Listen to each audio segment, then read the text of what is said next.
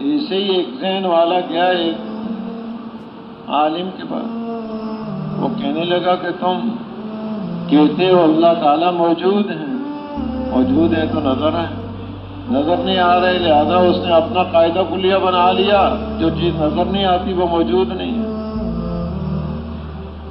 اب تم کہتے ہو کہ یہ تقدیر میں لکھ دیا گیا، یہ تو مجبور ہے جو کرے گا، پھر بندے کو کیوں پکڑتے ہیں؟ یہ تو تقدیر میں لکھا ہوا ہے، اس نے ایسا کام کر دیا۔ اور کہا کہ یہ جن شیاطین یہ تو آگ سے پیدا کیے گئے، ان کو جہنم میں آگ میں ڈالا جائے گا تو آگ پر کیا عذاب ہوگا، اس کو تو کوئی تکلیف نہیں ہوگی۔ انہوں نے ایک مٹی کا ڈھیلا اٹھایا اور مارا اس کے سر پر۔ اب وہ جواب کے عجیب آدمی، جواب تو دیا نہیں، اس کا جواب یہ ہے،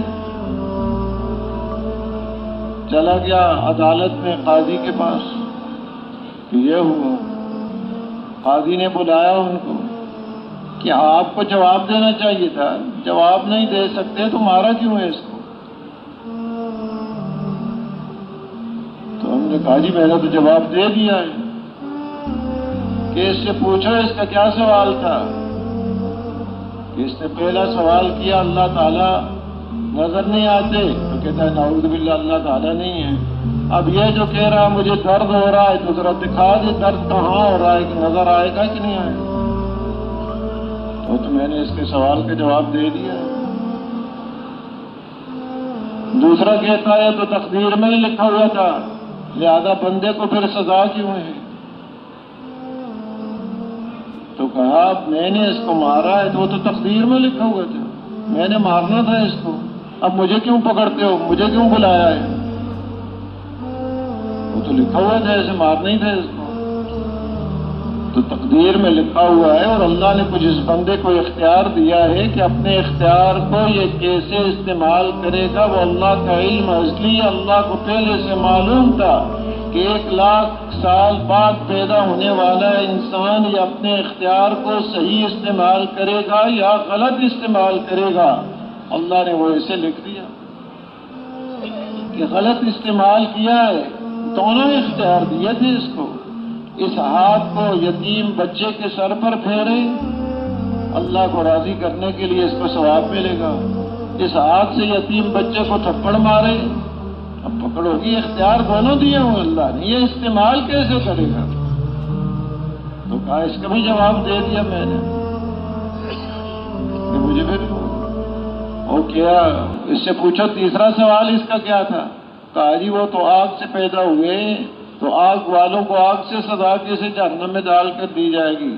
کہا یہ بھی مٹی سے پیدا ہوا، میں نے مٹی کا ڈھیلا مارا تھا، اس سے کیا ہوا، تکلیف ہو گئی اس کو۔ تو انبیاء علیہ الصلوۃ والسلام کو اللہ پاک نے حقائق دکھائے ہوئے ہیں، وہ حقائق ان کے سامنے ہیں، انہوں نے بتایا ہے مرنے کے بعد اس پر یہ حال آئے گا، یہ حال آئے گا، قبر میں یہ حال آئے گا، میدان معاشر میں کھڑا کیا جائے گا، 50,000 سال کا دن ہوگا، سورج کو قریب لایا جائے گا، نفسی نفسی کا عالم ہوگا، ہر ایک دوسرے سے بھاگے گا، ماں اپنے بیٹوں سے اور بیٹے اپنے ماں اور باپ سے بھاگیں گے، بیوی اپنے خاوند سے، خاوند اپنی بیوی سے، بھائی بہن ایک دوسرے سے، دوست احباب ایک دوسرے سے بھاگیں گے کہ آج کوئی مانگ نہ لے کچھ نیکی، ایک دوسرے سے بھاگ رہے ہوں گے۔ یوم یفر المرء من اخیہ وصاحبتہ وبنیہ لکل امرئ منہم یومئذ شأن یغنی۔ اس دن مجرم یہ کہے گا میری جان چھوڑ دو، میرے بدلے میں میرے اہل کو، خاندان کو، بھائیوں کو، بیوی کو، پوری دنیا کے انسانوں کو ڈال دو، میری جان چھوڑ۔ آج ان سب کو جہنم میں ڈالنے کے لیے تیار ہوگا، میری جان چھوٹ جائے۔ فرمایا کلا ہرگز ایسا نہیں ہوگا، اندھیر نگری نہیں ہے، کرے کوئی اور بھرے کوئی۔ ایک انصاف کا دن رکھا ہے، براہ راست اللہ پاک خود حساب لیں گے، بیچ میں کوئی ترجمان نہیں ہوگا، ہر ایک سے براہ راست ساری چیزیں اس کے سامنے ہوں گی نامہ اعمال. اگر کہیں انکار کیا تو مہر لگا دی جائے گی منہ پر، اور اس کے اعضاء و جوارح وہ اس کے خلاف بولیں گے. اس کی ران اس کے خلاف بولے گی، اس کی زبان اس کے آنکھ اس کے ہر چیز اس کے خلاف بولے. یومئذ تحدث اخبارہا، یہ زمین بھی اس دن خبریں بیان کرے گی اس زمین پر کیا کیا کام کیے.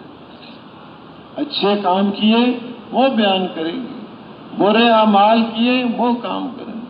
اس لیے آتا ہے کہ یہ تسبیحات اللہ کا ذکر انگلیوں پر کرو، کیونکہ ان انگلیوں کو بلایا جائے گا قیامت کے دن، تاکہ یہ گواہی دے سکیں کہ ان انگلیوں پر اللہ کا ذکر کیا.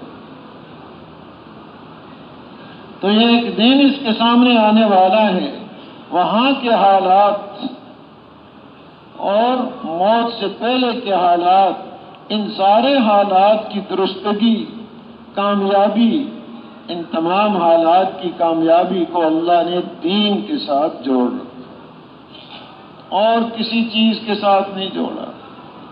عہدہ ہوگا تو کامیاب، منصب ہوگا تو تجارت ہوگی، زراعت ہوگی، جائیداد ہوگی، کسی چیز کے ساتھ نہیں جوڑا، صرف اور صرف دین کے ساتھ جوڑا ہے. دنیا کا ظاہری نقشہ کوئی بھی نہیں ہے، یہ انسان کامیاب ہے.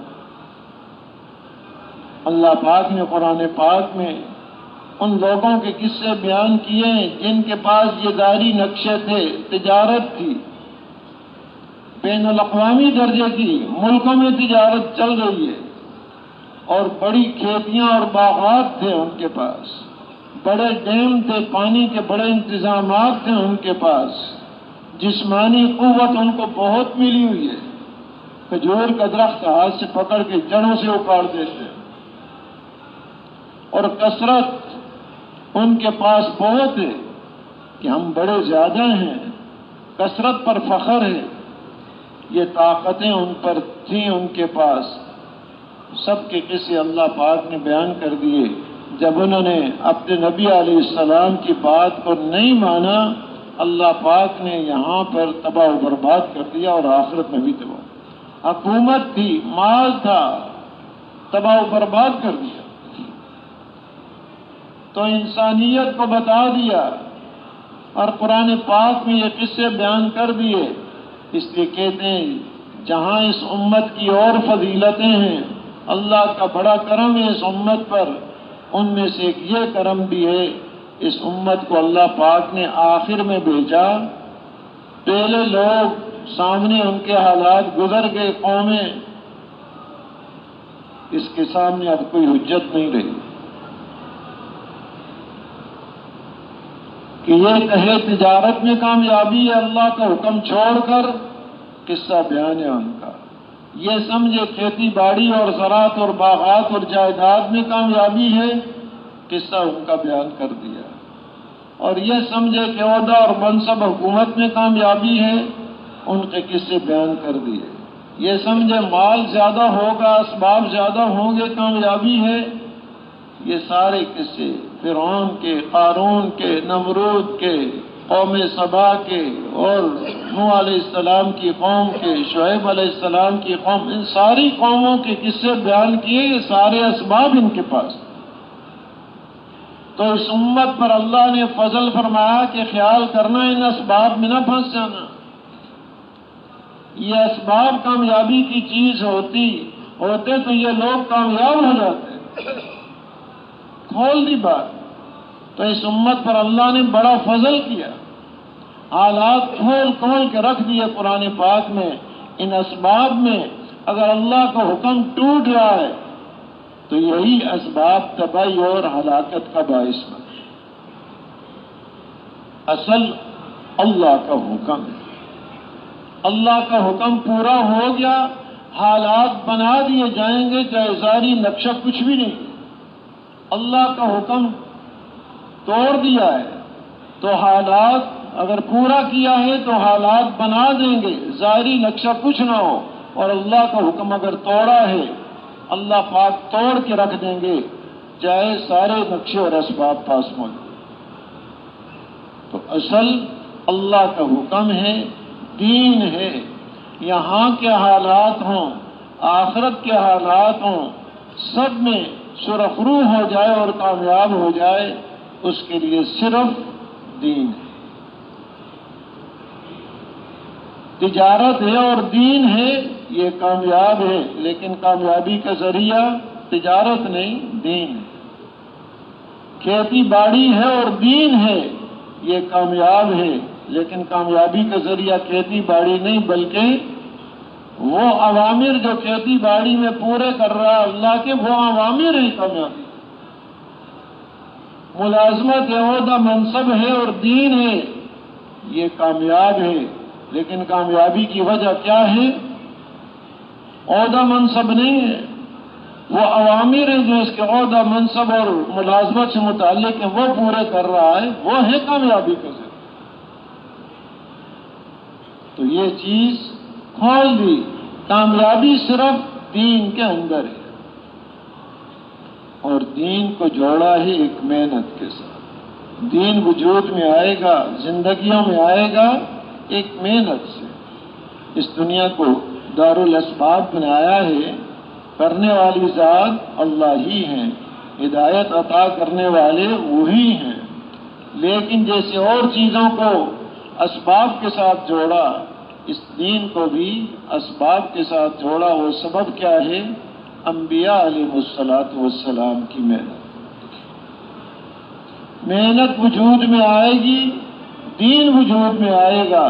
دین وجود میں آئے گا، کامیابیاں اس کے ساتھ جڑی. کامیابی اس کے ساتھ ایسی جڑی ہوئی، کوئی تاخیر نہیں ہے. جو ہی دین وجود میں آیا کامیابی ساتھ آئی. جو ہی دین وجود میں آیا نقد انعام ملا، دل کا اطمینان، چین، خوشی اللہ پاک نصیب کرا. دیر کوئی نہیں ہے، فوراً کامیابی اس کے ساتھ ملی ہوئی ہے. آخرت کی کامیابیاں تو بے شمار ہیں، دنیا میں بھی اللہ پاک اس کو عطا فرماتے ہیں. تو اصل بنیاد محنت ہے. انبیاء علیہ الصلاۃ والسلام کو مبعوث فرمایا، اور ان کے محنت کے مختلف نقشے تھے. بعضوں کو گھر کی طرف، ایک گھرانے کی طرف بھیجا گیا، ان کی محنت کا دائرہ وہ گھرانہ تھا. بعضوں کو ایک قوم کی طرف بھیجا گیا، ان کی محنت کا دائرہ وہ قوم ہے. بعضوں کو ایک علاقے کے لیے بھیجا گیا، ان کی محنت کا دائرہ وہ علاقہ ہے. جہاں محنت کا دائرہ ہے، اس دائرے تک ان کی محنت مؤثر ہے. اگر ان لوگوں نے مان لیا، اللہ نے دنیا آخرت میں عزتیں دی اور ان کو چمکایا اور کامیاب کیا. اور جہاں یہ محنت مٹی اور انہوں نے اس کو قبول نہیں کیا، اللہ نے ان کو ملیا میٹ کر کے رکھ دیا. اس محنت کے اثرات، یعنی انبیاء علیہ الصلاۃ والسلام کے یہ واقعات اللہ پاک نے قرآن پاک میں بیان فرمائے ہیں. اور آخر میں سارے نبیوں کے سردار حضرت محمد مصطفیٰ صلی اللہ علیہ وسلم کو مبعوث فرمایا. آپ کو وہ محنت بھی عطا فرمائی، وہ نقشے بھی عطا فرمائے جو پہلے انبیاء علیہ الصلاۃ والسلام کو عطا فرمائے ہیں. آپ کی محنت میں گھر پر محنت بھی ہے. وانذر عشیرتک الاقربین، اپنے رشتہ داروں کو ڈراؤ. آپ نے پھر جمع کیا اپنے خاندان کو اور ان کے سامنے یہ محنت اور یہ دعوت ان کو دی. اور لتنذر ام القری ومن حولها، ام القری مکے والوں کو اور اس کے ارد گرد رہنے والوں کو ڈراؤ کہ آنے والے خطرات بہت بڑے ہیں. ان پر آپ نے محنت کی. اور آپ کی محنت کا دائرہ قل یا ایھا الناس انی رسول اللہ الیکم جمیعا، کہ آپ یہ اعلان فرما دیں اے لوگو، ساری انسانیت کو خطاب ہے کہ تم سب کی طرف اللہ پاک نے مجھے رسول بنا کر بھیجا ہے. آپ کو وہ محنت بھی ملی جو پہلے انبیاء علیہ الصلاۃ والسلام کو ملی، اور آپ کو وہ محنت بھی ملی جو پہلے انبیاء علیہ الصلاۃ والسلام کو نہیں ملی، خاص آپ ہی کو ملی. تو آپ کی محنت ایک خاص انداز سے، اس لیے جو بھی یہ سمجھتا ہے کہ اتباع آپ کی اتباع ہی میں کامیابی ہے تو اس کے اوپر یہ ساری چیزیں آ جاتی ہیں۔ اپنے گھر پر محنت، اپنے علاقے پر محنت، پورے عالم میں محنت، قیامت تک آنے والے انسانوں کے لیے جب آپ کو مبعوث فرمایا ہے، حالانکہ آپ کی محنت کا زمانہ 23 سال ہے۔